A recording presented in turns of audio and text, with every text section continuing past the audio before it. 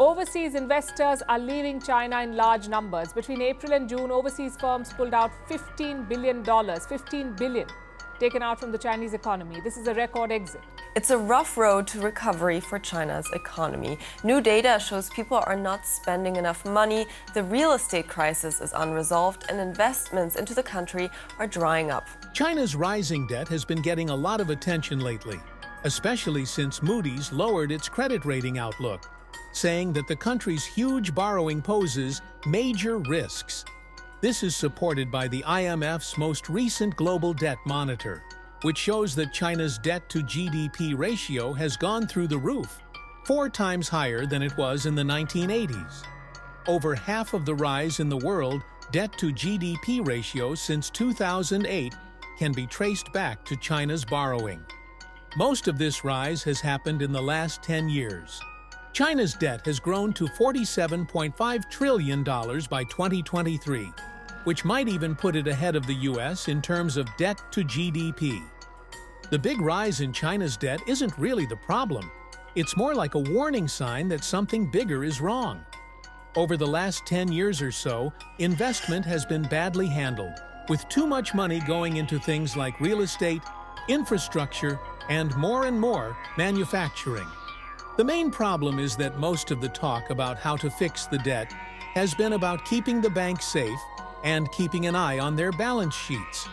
Not only are these important, but the real troubles in China's finances are with its assets as well.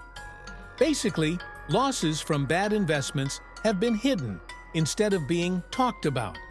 In the right way of doing accounting, losses would show up as costs, which would lower net capital and profits. Investments that are kept on the books at their original cost can hide losses, but these investments are then called fictitious assets.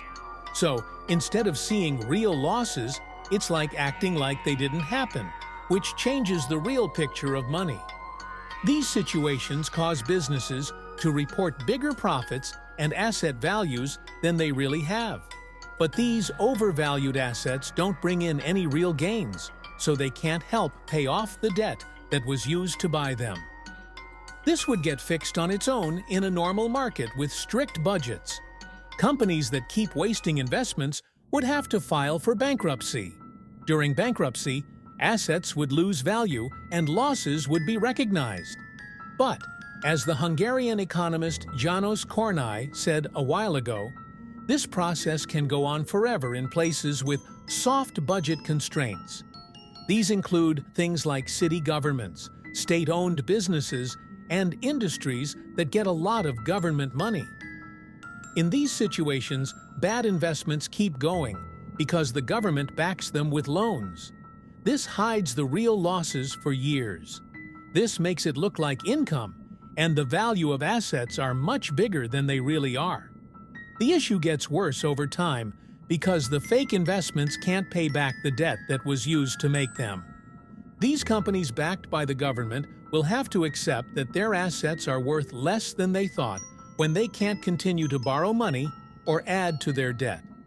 To put it simply, their real assets are worth a lot less than what they've been recording on their books. This is China's big, tough situation. Things are changing because in the past, local governments could keep taking on more debt to meet their high-growth goals and avoid having to deal with business losses. Beijing tightened the screws on debt, so these fake asset prices had to be changed. The losses had to be dealt with, either by cutting back in other areas or redistributing the debt. At least 2 things happened to the economy because of this. First, recalibration of the economy. The economy will need to change in order to get rid of the income boosts that were too big. For the whole country, this means getting back the GDP gains that were never really there. Second, the wealth effect reversal. People and groups that thought they had more money than they actually did began spending more than they had. Because people thought they were richer than they really were, local governments may have spent a lot of money on new buildings, more staff, and extra services. When the facts set in, these spending habits that are too high will need to be fixed, which can be a political and financial pain. These groups will have to spend less when they learn their assets aren't worth as much as they thought. This could hurt the economy. The third and most important problem is the cost of financial distress. People in the economy who don't want to directly or indirectly lose money will start to change how they act in ways that can slow down economic growth. These groups include workers, savers, businesses, exporters, banks, and local governments. When it's not clear how losses will be split, the costs of financial distress go up, and they usually turn out to be worse than predicted. For instance, the mess in China's real estate market has shown us that the costs of financial trouble can be much higher than we thought. That's why China's debt problem isn't just about paying off the debt. The real challenge is to handle the losses from these overvalued assets in a way that doesn't hurt the economy even more. It is very important to deal with both the responsibility and asset sides of the issue. Instead of just trying to keep the economy from falling apart, Beijing needs to quickly and effectively figure out how to share the real losses caused by these overvalued assets. The damage to the economy will get worse if it waits and just tries to avoid financial problems, like Japan did in the 1990s. Laos, one of China's best friends in Asia, is in a major debt crisis because of huge loans from China. This has made people worry about what will happen to the country next. Bloomberg reports that China told Laos it is helping the country deal with its huge debt after Laos said its foreign debts had almost doubled and that it needs more time to avoid failing. A spokesperson for China's Ministry of Foreign Affairs said in writing that China has been working with developing countries like Laos in a way that is mutually beneficial, meaning that China has helped their social and economic growth in a big way. Another person said, at the same time, China is doing its best to help these countries pay off their debts. China's most recent comment sounds like an attempt to take charge of a situation that it may have helped to make worse. China is by far Laos's biggest borrower. It owes the country more than half of its $10.5 billion in government debt. To put things in perspective, Laos had a huge state debt of $13.8 billion at the end of last year, which is 108% of its GDP. The World Bank says that Laos got some short-term relief last year when it put off paying $670 million in capital and interest on its $950 million foreign debt. The trouble still exists, though. Most of Laos's debt comes from deals for building things that are part of China's Belt and Road Initiative, BRI. The country is having a hard time with money, and the BRI projects like roads, railways, and hydroelectric dams have caused it to borrow a lot of money from China. The communist-run country got a lot of attention when it opened a high-speed train line between China and Laos. The project cost almost $6 billion. Some people see this as the start of a big infrastructure boom that could connect Southeast Asia to the second-largest economy in the world. However, it has made Laos's debt problem worse. Along with a currency crisis, Laos has been hit hard by rising food and fuel prices around the world. This has caused the Laotian kip to fall to an all-time low against the US dollar, which has caused very high inflation. People in Laos are becoming more and more afraid that the country's economy could completely fail if things get even worse. To make things more stable, the government has done a number of things, such as raising interest rates, selling bonds, and working with the Asian Development Bank to make plans for managing debt. But these attempts have caused budget cuts in important areas like education and healthcare, which could hurt people in the long run. Some experts believe that China's promise to help Laos pay off its debts might be true. Some people think that Laos is one of the few countries that has done well with China's Belt and Road Initiative, BRI. In fact, Beijing has been pushing it as a model for other countries to follow. As time goes on, the Laos-China Railway will connect with Thailand and then with Malaysia and Singapore.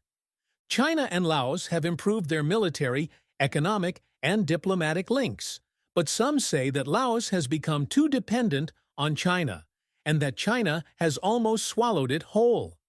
Aid Data, a company based at William and Mary, says that Laos's debt to China has been growing for almost 20 years.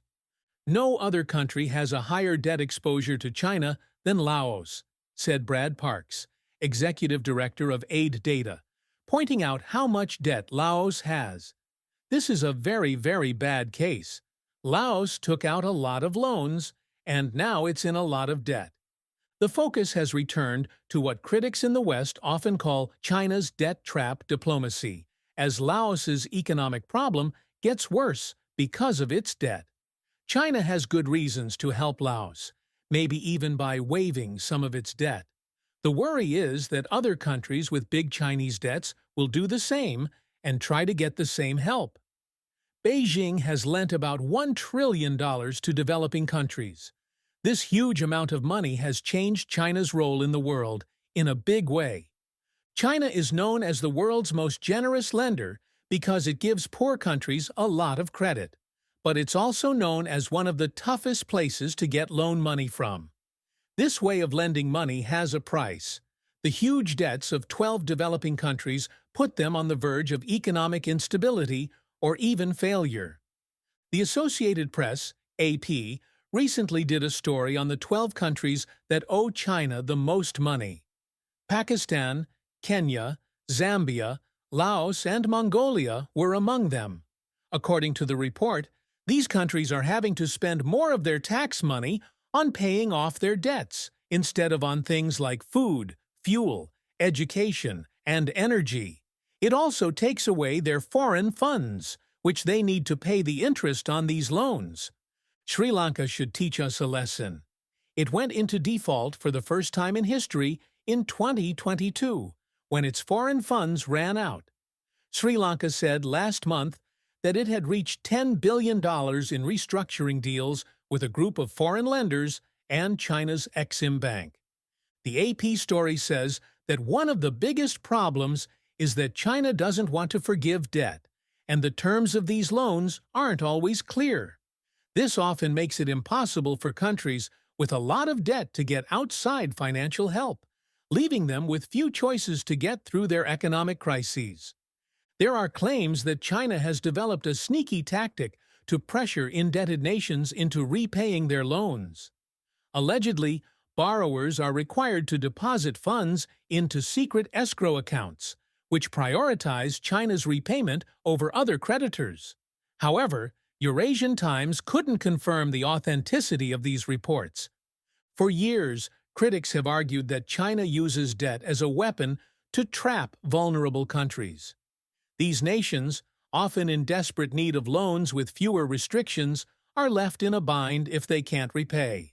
Critics claim that China then forces these countries to hand over key infrastructure, boosting Beijing's geopolitical ambitions and securing China's long-term influence. Sri Lanka's Hambantota port is a prime example of this, where China gained control after Sri Lanka struggled to meet its debt obligations. Beijing denies these allegations, calling them anti-China propaganda spread by Western powers. Some even suggest that this is part of a neo-colonial agenda pushed by Chinese President Xi Jinping. Human rights groups have also raised concerns, saying Laos has had to make significant concessions to China, possibly even compromising its sovereignty, just to secure financial aid. Observers say that in exchange for easing its loan obligations, China may now have control over some of Laos's electricity infrastructure. Additionally, Chinese security forces reportedly have a presence in Laos, offering protection for the newly built railway line. Despite all this, China maintains that it's helping Laos with its debt problems. In a recent statement, a spokesperson from China's foreign ministry dismissed the idea of debt trap diplomacy as nothing more than U.S. rhetoric aimed at undermining China's partnerships with developing countries.